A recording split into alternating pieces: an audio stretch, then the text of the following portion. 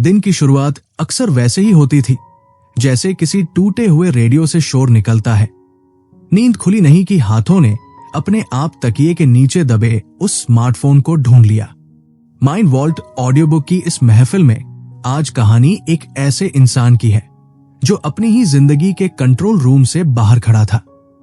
मेरा नाम आर्यन है और मैं उन करोड़ों लोगों में से एक था जो सुबह की पहली किरण देखने से पहले दुनिया भर की ईमेल्स, नोटिफिकेशंस और सोशल मीडिया की फीड्स देख लेते थे। मुझे लगता था कि मैं बहुत प्रोडक्टिव हूं, कि मैं समय को पकड़ने की कोशिश कर रहा हूं। लेकिन सच तो यह था कि समय रेत की तरह मेरी उंगलियों से फिसल रहा था। मुझे याद है वो मंगलवार की दोपहर जब ऑफिस के ओपन डेस्क पर बैठकर मैं एक बहुत जरूरी रिपोर्ट तैयार कर रहा था।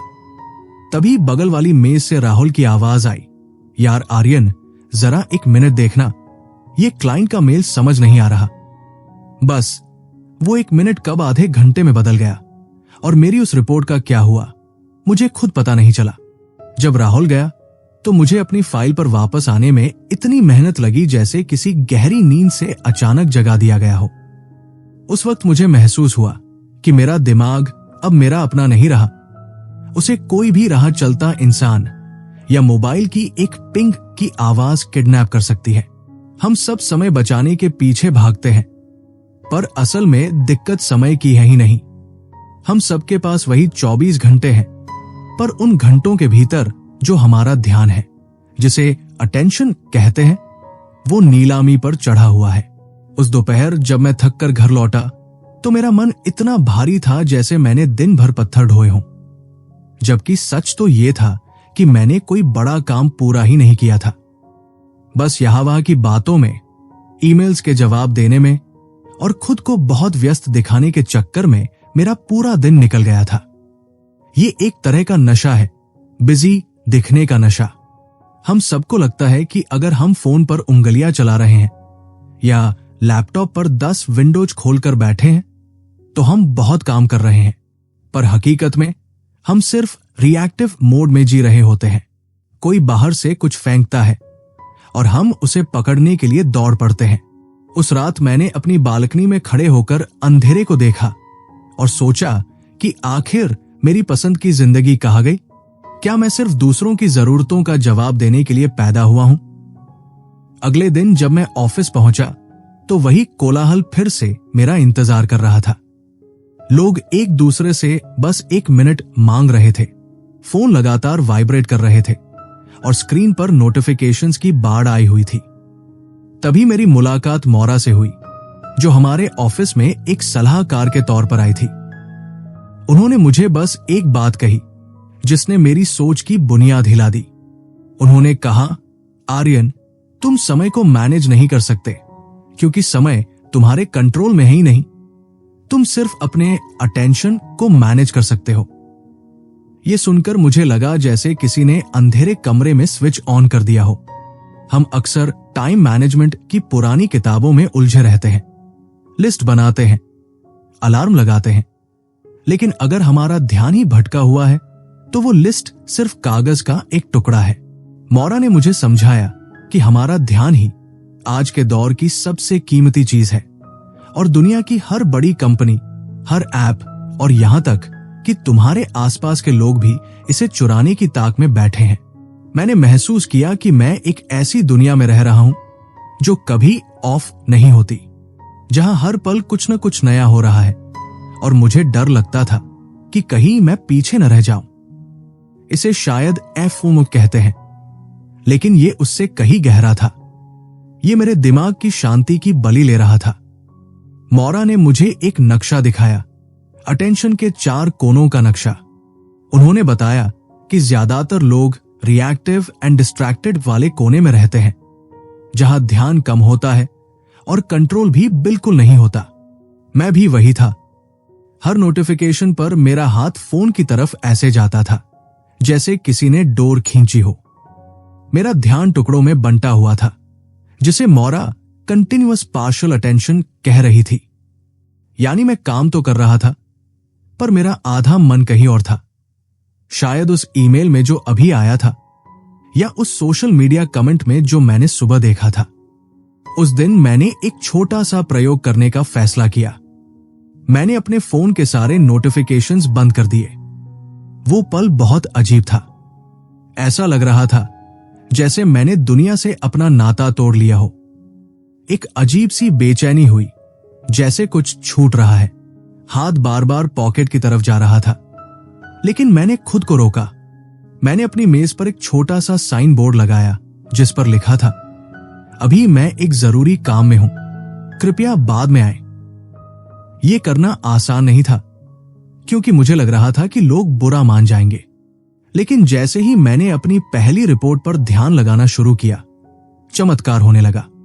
शुरू के 10 मिनट तो दिमाग इधर बंदर की तरह उछलता रहा, कभी पुरानी बातों में तो कभी आने वाले कल की चिंताओं में। लेकिन धीरे धीरे शांति छाने लगी। मैं उस काम में इतना डूब गया कि मुझे समय का एहसास ही नहीं रहा। इसे ही मौरा फ्लो कहती थी, एक ऐसी स्थिति जहां आप और आपका काम एक हो जाते हैं। जब मैं उस दिन ऑफिस से निकला तो पहली बार मुझे थकान नहीं बल्कि एक संतुष्टि महसूस हो रही थी। मैंने महसूस किया कि असली समस्या तकनीक नहीं है, बल्कि तकनीक के साथ हमारा रिश्ता है। हम उसके गुलाम बन गए थे, जबकि उसे हमारा औजार होना चाहिए था। रास्ते में बस में बैठते वक्त मैंने देखा कि हर कोई अपनी गर्दन झुकाए फोन में घुसा हुआ था। कोई भी खिड़की से बाहर डूबते हुए सूरज को नहीं देख रहा था। उन खाली पलों में, जिन्हें हम इन बिटवीन मोमेंट्स कहते हैं, लोग खुद को बोरियत से बचाने के लिए तुरंत फोन निकाल लेते हैं। मुझे याद आया कि मौरा ने कहा था कि ये खाली पल हमारे दिमाग के लिए संजीवनी की तरह है। जब हम कुछ नहीं कर रहे होते, तभी हमारा दिमाग नई चीजें सोचता है, पुरानी जानकारी को सहेजता है और हमें थमक बनाता है।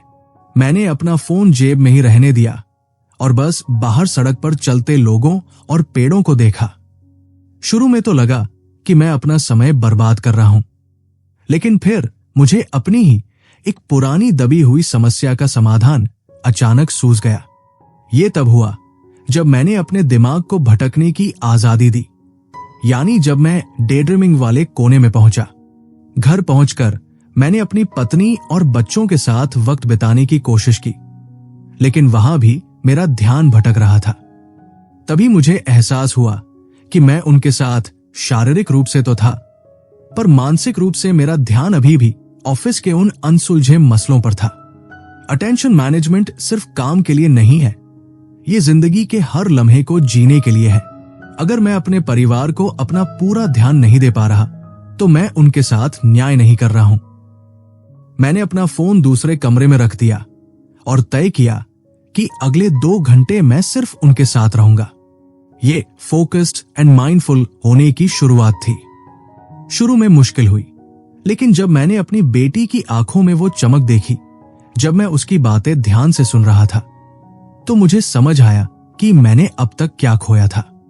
हम अक्सर सोचते हैं कि हम मल्टीटास्किंग कर रहे हैं, पर असल में हम सिर्फ अपने ध्यान को एक जगह से दूसरी जगह बहुत तेजी से स्विच कर रहे होते हैं, जिससे हमारा दिमाग थक जाता है और काम की क्वालिटी गिर जाती है।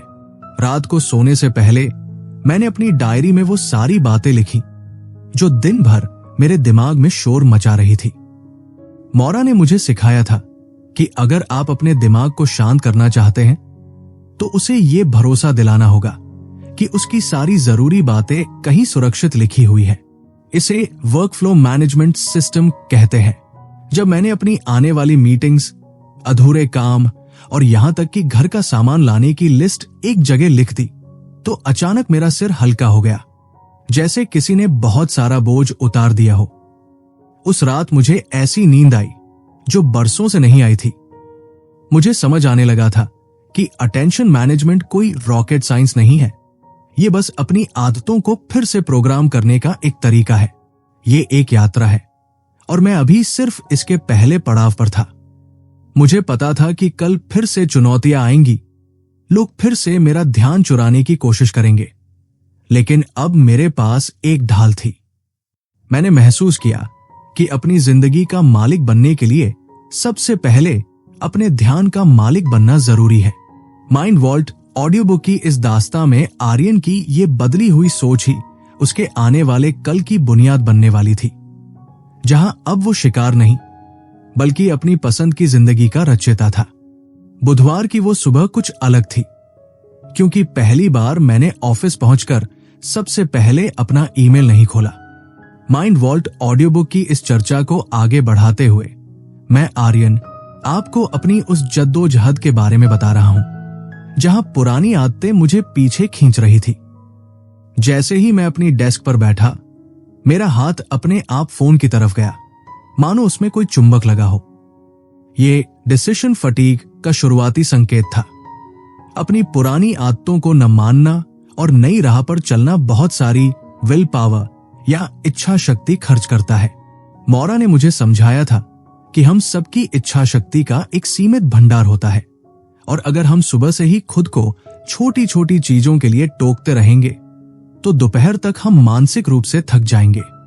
उस दिन मैंने महसूस किया कि ऑफिस का वो ओपन ऑफिस कल्चर दरअसल ध्यान की एकाग्रता का दुश्मन है। हर तरफ से आती आवाजें, किसी का फोन बजना या किसी सहकर्मी का अचानक मेरी मेज पर आकर खड़ा हो जाना, ये सब मेरी उत्पादकता को दीमक की तरह चाट रहे थे। तभी राहुल फिर आया।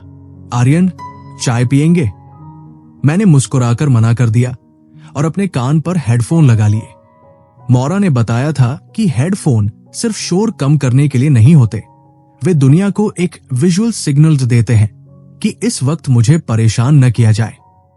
मैंने उसमें बिना शब्दों वाला शास्त्रीय संगीत, क्लासिकल म्यूजिक चलाया, क्योंकि शब्दों वाले गाने पढ़ते या लिखते समय ध्यान भटका सकते हैं।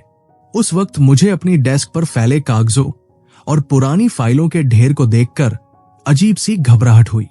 वो सारा क्लटर या कबाड़ मेरे दिमाग को अनकहे संदेश दे रहा था कि अभी बहुत कुछ बाकी है। मैंने झटपट उन सब चीजों को एक तरफ किया और सिर्फ वही कागज सामने रखा जिस पर मुझे काम करना था। ये माहौल को अपने काबू में करने का मेरा पहला बड़ा कदम था। काम शुरू करने से पहले मैंने फोन पर 10 मिनट का टाइमर लगाया और खुद से वादा किया कि जब तक ये घंटी नहीं बजेगी, मैं किसी और खिड़की, विंडो को नहीं खोलूंगा। शुरुआत के कुछ मिनट तो ऐसा लगा जैसे मेरा दिमाग विद्रोह कर रहा हो। उसे वन स्पीड इंटरनेट वाली दुनिया की लत लग चुकी थी, जहां हर 3 मिनट में हम अपना ध्यान बदलते हैं। लेकिन जैसे ही 5-7 मिनट बीते, मैं उस काम की गहराई में उतरने लगा। मुझे एहसास हुआ कि हम अक्सर छोटे और आसान काम पहले इसलिए करते हैं क्योंकि वे हमें एक झूठी संतुष्टि देते हैं कि हम बहुत व्यस्त हैं, जबकि असली तरक्की उन कॉग्निटिवली डिमांडिंग या भारी कामों को करने से होती है जिन्हें हम टालते रहते हैं। दोपहर के खाने के वक्त मैंने एक और बदलाव किया। मैं कैंटीन में भीड़ के बीच बैठने के बजाय ऑफिस के पास वाले छोटे से पार्क में चला गया। मौरा ने कहा था कि प्रकृति के बीच बिताया गया समय हमारे दिमाग के लिए एक मेंटल रीसेट की तरह काम करता है। मैंने अपना फोन ऑफिस की दराज में ही छोड़ दिया था। बिना किसी डिजिटल शोर के पेड़ों को देखना और अपनी सांसों पर ध्यान देना, जिसे माइंडफुलनेस कहते हैं, मुझे फिर से ऊर्जा से भर रहा था। मुझे वे दिन याद आए जब मैं लंच ब्रेक में भी ईमेल चेक करता था और खाना खाने के बाद खुद को और ज्यादा थका हुआ पाता था। असल में हम जिसे ब्रेक समझते थे, जैसे सोशल मीडिया स्क्रॉल करना, वो ब्रेक नहीं बल्कि हमारे दिमाग के लिए एक और थकाने वाला काम है। असली ब्रेक तो वो है जहां आप कुछ भी न करें और अपने दिमाग को बस भटकने दें। शाम को काम खत्म करने के बाद जब मैं घर जाने की तैयारी कर रहा था तो बॉस का एक मैसेज आया। पुराना आर्यन तुरंत उसे खोलकर जवाब देने की चिंता में डूब जाता, चाहे वो काम कल सुबह भी हो सकता था। लेकिन अब मैं जानता था कि हमेशा उपलब्ध रहना, 24/7 अवेलेबिलिटी कोई बहादुरी की बात नहीं है, बल्कि ये आपकी कार्यक्षमता को खत्म करने का रास्ता है। मैंने तय किया कि ऑफिस का काम ऑफिस की दहलीज पर ही छोड़ूंगा। घर पहुंचकर मैंने फोन को एक ऐसी जगह रख दिया जहां वो मेरी नजरों से दूर रहे, क्योंकि शोध बताते हैं कि फोन का सिर्फ पास होना ही आपकी सोचने की शक्ति को कम कर देता है। रात के खाने पर जब मेरी पत्नी ने मुझसे पूछा कि आज का दिन कैसा रहा, तो मैंने उसे अपनी इस नई यात्रा के बारे में बताया। मैंने उससे कहा कि मैं अब टाइम मैनेजमेंट के पीछे नहीं भाग रहा, बल्कि मैं अपने अटेंशन को बचा रहा हूं। उसे भी ये बात दिलचस्प लगी और हमने तय किया कि रात को सोते समय हमारे फोन बेडरूम के बाहर रहेंगे। ये एक छोटा सा बदलाव था, लेकिन इससे हमारे बीच की बातचीत में वो गहराई वापस आने लगी जो सालों पहले थी। मुझे अब समझ आ रहा था कि सफलता का मतलब सिर्फ ऑफिस में प्रमोशन पाना नहीं है, बल्कि हर उस लम्हे में पूरी तरह मौजूद होना है जहां हम जी रहे हैं। माइंड वॉल्ट ऑडियो बुक की इस कहानी में मैं अब धीरे धीरे अपने ही जीवन के उस केंद्र की ओर बढ़ रहा था जहां शांति और उत्पादकता दोनों का संगम था। गुरुवार की सुबह जब मैं अपने डेस्क पर बैठा तो मुझे एहसास हुआ कि अब तक मैंने केवल बाहरी शोर को शांत करना सीखा था, लेकिन असली चुनौती तो मेरे भीतर छिपी थी। माइंड वॉल्ट ऑडियो बुक की इस निरंतर चलती कहानी में आज बारी थी अपने मन के उन अनकहे विचारों और डर से लड़ने की जो एकाग्रता के सबसे बड़े दुश्मन हैं। उस दिन मुझे एक बहुत बड़ा प्रेजेंटेशन तैयार करना था और मैंने सारे नियम अपनाए। फोन स्विच ऑफ किया, दरवाजा बंद किया और गहरी सांस ली। लेकिन काम शुरू करते ही मेरे दिमाग में अचानक एक ख्याल आया, क्या मैंने बिजली का बिल भर दिया है? फिर दूसरा ख्याल, अगले महीने की उस ट्रिप की तैयारी का क्या हुआ? मौरा ने मुझे समझाया था कि हमारे अपने दिमाग के भीतर उठने वाली ये लहरें तकनीक से भी कहीं ज्यादा शक्तिशाली और भटकाने वाली हो सकती है।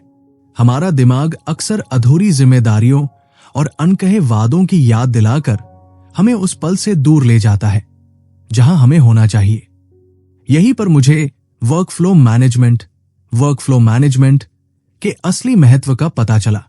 मौरा का कहना है कि हम केवल उसी चीज को नियंत्रित कर सकते हैं जिसे हम देख सकते हैं, और देखने के लिए उसे अपने दिमाग से बाहर निकालना जरूरी है। मैंने तुरंत एक कागज उठाया और उन तमाम छोटी बड़ी बातों को लिखना शुरू किया जो मेरे दिमाग में शोर मचा रही थी। ग्रोसरी की लिस्ट से लेकर टीम मीटिंग के एजेंडे तक। जैसे ही वे सारी चीजें एक केंद्रीय जगह पर आई, मुझे महसूस हुआ कि मेरा दिमाग अब शांत हो रहा है, क्योंकि उसे अब उन चीजों को याद रखने की ऊर्जा खर्च नहीं करनी पड़ रही थी। जब आप एक विश्वसनीय बाहरी सिस्टम पर भरोसा करते हैं तो आपकी मानसिक ऊर्जा स्वतंत्र हो जाती है, जिससे आप उस गहरे फोकस की स्थिति में जा पाते हैं जिसे फ्लो कहा जाता है। उस दोपहर जब मैं अपने काम में डूबा हुआ था, मैंने महसूस किया कि हम आजकल बहुत उथले तरीके से जीते हैं। हम गहराई में जाने के बजाय केवल सुर्खियों और सारांशों पर निर्भर रहने लगे हैं। हमें लगता है कि हम बहुत कुछ जानते हैं, लेकिन असल में हम किसी भी विषय की तह तक नहीं पहुंच पाते। मैंने तय किया कि आज मैं केवल काम खत्म नहीं करूंगा, बल्कि उस विषय में डूब जाऊंगा। जब हम किसी चुनौतीपूर्ण काम में अपनी पूरी क्षमता लगा देते हैं तो काम बोझ नहीं बल्कि आनंद बन जाता है। मैंने प्रेजेंटेशन के लिए केवल स्लाइड्स नहीं बनाई, बल्कि उस विषय पर एक शोध पत्र की तरह गहराई से अध्ययन किया। उस अनुभव ने मुझे सिखाया कि डीप लर्निंग न केवल आपको भीड़ से अलग बनाती है, बल्कि ये आपके आत्मविश्वास को भी बढ़ाती है। शाम को घर लौटते समय मैंने एक और महत्वपूर्ण बात सीखी, सुनने की कला। हम अक्सर जब दूसरों से बात करते हैं तो हमारा ध्यान केवल इस बात पर होता है कि हमें आगे क्या बोलना है या उस समस्या का समाधान क्या है। इसे मौरा ट्रांजैक्शनल सुनना कहती है। मैंने उस शाम अपनी पत्नी की बात सुनते हुए ट्रांसफॉर्मेशनल सुनने का अभ्यास किया, बिना किसी निर्णय के पूरी तरह मौजूद रहकर और उनके शब्दों के पीछे की भावनाओं को महसूस करते हुए। उस बातचीत के बाद जो जुड़ाव महसूस हुआ वो किसी भी डिजिटल मैसेज से कहीं अधिक कीमती था। मुझे अब समझ आ रहा था कि अटेंशन मैनेजमेंट केवल बेहतर कर्मचारी बनने के लिए नहीं है, बल्कि एक बेहतर इंसान और साथी बनने के लिए भी उतना ही जरूरी है। इस यात्रा में हर दिन एक नया सबक लेकर आ रहा था। मैंने धीरे धीरे खुद को उन आदतों से अलग करना शुरू किया जो मेरे ध्यान को टुकड़ों में बांट रही थी। मैंने महसूस किया कि उत्पादकता का मतलब अधिक काम करना नहीं, बल्कि सार्थक काम करना है। माइंड वॉल्ट ऑडियो बुक के इस सफर में आर्यन अब अपनी आंतरिक शांति और बाहरी दुनिया के बीच एक संतुलन बनाना सीख रहा था, जहां उसका ध्यान अब उसकी सबसे बड़ी संपत्ति बन चुका था।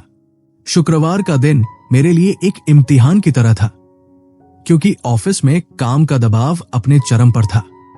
माइंड वॉल्ट ऑडियो बुक की इस कहानी में मैं आर्यन अब उस मोड़ पर था जहां मुझे समझ आया कि अच्छी आदतें डालना तो एक बात है, लेकिन उन्हें तनाव के समय बनाए रखना असली चुनौती है। जब हम बहुत ज्यादा व्यस्त होते हैं तो हमारा दिमाग अक्सर ओवरथिंकिंग की जाल में फंस जाता है और हम उन अच्छी आदतों को छोड़ देते हैं जो हमें शांत रख सकती है। मौरा ने मुझे समझाया था कि यह बिल्कुल वैसा ही है जैसे कोई खिलाड़ी बड़े मैच के दबाव में आकर अपनी बरसों की प्रैक्टिस भूल जाए और चोक कर जाए। उस दोपहर जब ईमेल और मैसेज की बौछार हो रही थी, मेरा मन फिर से उसी पुराने रिएक्टिव मोड में जाने के लिए मचल रहा था। मुझे याद आया कि मौरा ने विल पावर यानी इच्छा शक्ति के बारे में क्या कहा था, कि हमारी इच्छा शक्ति कोई असीमित भंडार नहीं है। दिन भर के फैसलों और तनाव की वजह से ये शाम तक खत्म होने लगती है और तब हम वापस अपनी पुरानी बुरी आदतों की तरफ भागते हैं। उस दिन लंच के समय ऑफिस में पिज्जा और कोल्ड ड्रिंक की पार्टी थी, लेकिन मैंने अपनी दराज से बादाम और फल निकाले। सही खान पान और खुद को हाइड्रेटेड रखना केवल शरीर के लिए नहीं, बल्कि दिमाग को वो ईंधन देने के लिए जरूरी है जिससे वो सही फैसले ले सके। मैंने महसूस किया कि जब शरीर थका होता है तो ध्यान भटकाना बहुत आसान हो जाता है। उस दिन मैंने एक और बड़ा कदम उठाया, सिंगल टास्किंग का संकल्प। हमारे समाज में मल्टीटास्किंग को एक हुनर माना जाता है, लेकिन असल में यह काम की गति को धीमा करता है और गलतियों की गुंजाइश बढ़ा देता है। मैंने अपनी स्क्रीन पर केवल एक विंडो खुली रखी और अगले 5 मिनट तक सिर्फ उसी प्रोजेक्ट पर काम किया। बीच बीच में मैंने 5 मिनट का छोटा सा ब्रेक लिया, जिसमें मैंने फोन देखने के बजाय सिर्फ अपनी खिड़की से बाहर आसमान को देखा। ये रिस्ट्रेटिव टाइम मेरे दिमाग को फिर से तरोताजा करने के लिए काफी था। तभी मेरे मैनेजर, जो खुद बहुत तनाव में दिख रहे थे, मेरे पास आए और बोले, आर्यन, तुम इतने शांत कैसे हो? यहां तो आग लगी हुई है। मैंने उन्हें बस इतना कहा कि आग बुझाने के लिए दौड़ने से बेहतर है कि पहले ये देखा जाए कि बाल्टी कहाँ है। मैंने उन्हें बताया कि बिजी होना और प्रोडक्टिव होना 2 अलग बातें हैं। हम अक्सर व्यस्तता को सम्मान का पदक, बैज ऑफ ऑनर मान लेते हैं, लेकिन असल में ये केवल अव्यवस्था की निशानी है। अगर हम हर छोटी बात पर प्रतिक्रिया देना बंद कर दें, तो हम उन बड़े कामों पर ध्यान दे पाएंगे जो सच में मायने रखते हैं। उस शाम जब मैं घर के लिए निकला, तो मैंने महसूस किया कि मेरी एकाग्रता की क्षमता धीरे धीरे बढ़ रही है। ये जिम जाने जैसा ही है। पहले दिन भारी वजन नहीं उठाया जाता, लेकिन रोज की छोटी कोशिशें अंत में बड़े नतीजे देती है। मैंने अपनी डायरी में आज की छोटी जीत, स्मॉल विन्स को दर्ज किया और खुद को शाबाशी दी। माइंड वॉल्ट ऑडियो बुक के इस सफर में अब मैं ये समझने लगा था कि सफलता का रास्ता तेज भागने में नहीं, बल्कि सही दिशा में पूरे ध्यान के साथ चलने में है। शनिवार की सुबह जब मैं जागा, तो मुझे महसूस हुआ कि असली आजादी समय बचाने में नहीं, बल्कि अपनी ऊर्जा को सहेजने में है। माइंड वॉल्ट ऑडियो बुक के इस अनुभव में मैं आर्यन अब उस पड़ाव पर था जहां मुझे अपनी आदतों के गहरे मनोविज्ञान को समझना था। हम अक्सर सोचते हैं कि हम जागरूक होकर काम कर रहे हैं, पर सच तो यह है कि हमारे दिन का एक बड़ा हिस्सा ऑटो पायलट पर चलता है। जब हम ऑफिस पहुंचकर बिना सोचे समझे ईमेल लॉगिन करते हैं या नोटिफिकेशन बजते ही फोन उठा लेते हैं, तो हम चुनाव नहीं कर रहे होते, हम बस अपनी पुरानी कंडीशनिंग का पालन कर रहे होते हैं। उस दिन मैंने खुद को एक गहरी नजर से देखा। मौरा ने मुझे समझाया था कि बिजी रहना दरअसल एक नशा हो सकता है जो हमें असली काम से दूर रखता है। हम अक्सर खुद को यह कहकर दिलासा देते हैं कि मुझे तो ऐसे ही काम करना पड़ेगा, मेरा ऑफिस ही ऐसा है। लेकिन ये सब केवल उस अराजकता के लक्षण हैं जिसे हमने खुद स्वीकार कर लिया है। असली बदलाव तब आता है जब आप ये मानना शुरू करते हैं कि थकावट और तनाव ऑप्शनल यानी वैकल्पिक है। उस दोपहर मैंने एक प्रयोग किया जिसे मौरा सेल्फ नर्चरिंग कहती है। मैंने देखा कि जब मेरा मन भटकने लगता है तो मैं अक्सर कैफीन या मीठे की तरफ भागता हूं, जिससे ऊर्जा का एक अस्थायी उभार तो आता है पर बाद में भारी गिरावट महसूस होती है। इसकी जगह मैंने छोटी छोटी नींद, नैप्स और गहरी सांस लेने के पलों को अपनाया। ये जानकर हैरानी हुई कि केवल कुछ मिनटों की शांति आपके इच्छा शक्ति के भंडार को फिर से भर सकती है।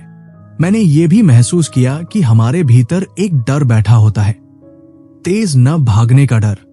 मेरे क्लाइंट्स और सहकर्मियों के बीच एक अजीब सी होड़ रहती थी कि कौन ईमेल का सबसे जल्दी जवाब देता है। लेकिन क्या तेज जवाब देना ही हमारी सफलता का पैमाना है, या फिर उस काम की गुणवत्ता जो हम बिना किसी व्यवधान के करते हैं? मैंने उस दिन अपने मैनेजर से खुलकर बात की। मैंने उन्हें बताया कि मैं अब कुछ घंटों के लिए ऑफलाइन मोड में काम करूंगा ताकि मैं उन प्रोजेक्ट्स पर ध्यान दे सकूं जो कंपनी के लिए सबसे ज्यादा मायने रखते हैं। हैरानी की बात यह थी कि जब मैंने अपनी सीमाएं, बाउंड्रीज तय की तो लोगों ने मेरा मजाक उड़ाने के बजाय मेरा सम्मान करना शुरू कर दिया। उन्हें भी समझ आने लगा कि एक शांत और एकाग्र आर्यन उस पुराने तनावग्रस्त आर्यन से कहीं ज्यादा कीमती है जो हर बात पर प्रतिक्रिया देता था। उस शाम घर लौटते समय मैंने अपने फोन को पूरी तरह से बंद कर दिया और उसे बैग की सबसे निचली चेन में डाल दिया ताकि उसकी मौजूदगी भी मुझे विचलित न करे। मैंने रास्ते में महसूस किया कि मेरी इंद्रियां अब ज्यादा सचेत थी। मुझे पेड़ों की सरसराहट और बच्चों के खिलखिलाने की आवाजें अब साफ सुनाई दे रही थी। ये एक लाइफ ऑफ चॉइस की तरफ बढ़ता मेरा सबसे बड़ा कदम था। माइंड वॉल्ट ऑडियो बुक की इस दास्तां में अब मैं उस अंतिम शांति की ओर बढ़ रहा था जहां मुझे समझ आ गया था कि मेरा ध्यान ही मेरी हकीकत को गढ़ता है। रविवार की उस ढलती शाम जब मैं अपनी खिड़की के पास बैठा था तो मुझे लगा जैसे मैं एक नई दुनिया को देख रहा हूं। माइंड वॉल्ट ऑडियो बुक की इस महफिल को अब उसके मुकाम तक पहुंचाते हुए मैं आर्यन आज उस परम सत्य को समझ चुका था जो हम सबकी भागदौड़ भरी जिंदगी के पीछे कहीं खो गया था। मौरा ने अपनी बातों से मेरे जीवन की उस नींव को हिला दिया था जिसे मैं अब तक सफलता समझता था। मुझे समझ आया कि हमारी असली कीमत इस बात से तय नहीं होती कि हम कितने व्यस्त हैं, बल्कि इस बात से होती है कि हमारे उन कामों का असर कितना गहरा है। मैंने पीछे मुड़कर देखा तो पाया कि मेरी पूरी जिंदगी एक रिएक्शन मात्र बनकर रह गई थी। हर नोटिफिकेशन पर उछलना, हर ईमेल का तुरंत जवाब देना और हर किसी के लिए हमेशा उपलब्ध रहना। हम अक्सर ये भूल जाते हैं कि हमारे जीवन के लम्हों से ज्यादा महत्वपूर्ण वो जीवन है जो उन लम्हों के भीतर सांस ले रहा है। मौरा ने मुझे याद दिलाया कि ध्यान का प्रबंधन, अटेंशन मैनेजमेंट ही वो इकलौती ढाल है जो हमें इस शोर भरी दुनिया से बचा सकती है। ये केवल ऑफिस में काम करने का तरीका नहीं है, ये अपनी जिंदगी को अपनी पसंद से जीने का एक जरिया है। आज जब मैं अपनी बेटी के साथ पार्क में बैठा था तो मेरा फोन मेरी जेब में नहीं बल्कि घर की दराज में था। मैंने उसकी बातों को केवल सुना नहीं बल्कि उन्हें जिया। मुझे वो inaudible language of the heart यानी दिल की वो अनकही भाषा समझ आने लगी थी जिसे हम शोर में कभी नहीं सुन पाते। मुझे एहसास हुआ कि अगर मैं अपने ध्यान पर काबू नहीं रख पा रहा तो मैं उन यादों को भी नहीं सहेज पाऊंगा जो बुढ़ापे में मेरी पूंजी होंगी। माइंड वॉल्ट ऑडियो बुक के इस सफर को अलविदा कहते हुए मैं बस इतना ही कहना चाहता हूं कि थकान और तनाव कोई मजबूरी नहीं बल्कि एक चुनाव है। हमारे दिमाग और शरीर ही हमारी सबसे बड़ी संपत्ति है, न कि हमारा पैसा या हमारा समय। हम सबको अपनी उन अद्वितीय प्रतिभाओं, यूनिक गिफ्ट्स को दुनिया को देने का हक है, लेकिन हम वो तभी दे पाएंगे जब हम खुद को इस बिखराव से बचाएंगे। अब जब मैं अपनी आंखें बंद करता हूं तो मुझे वो फ्लो महसूस होता है, एक ऐसी शांति जहां कोई भागम भाग नहीं है, बस एक स्पष्टता है। मैंने अपनी जिंदगी का रिमोट कंट्रोल वापस अपने हाथ में ले लिया है। अब मेरी हकीकत मेरे नोटिफिकेशन तय नहीं करते, बल्कि मेरा ध्यान तय करता है। जाते जाते बस इतना ही कहूंगा, अपना ध्यान बचाकर रखिए, क्योंकि अंत में आपका ध्यान ही आपकी जिंदगी है। क्या आप भी आज से अपनी जिंदगी का मालिक बनने के लिए तैयार हैं? माइंड वॉल्ट ऑडियो बुक के साथ जुड़ने के लिए शुक्रिया। आपकी अगली सुबह एक नई स्पष्टता के साथ हो।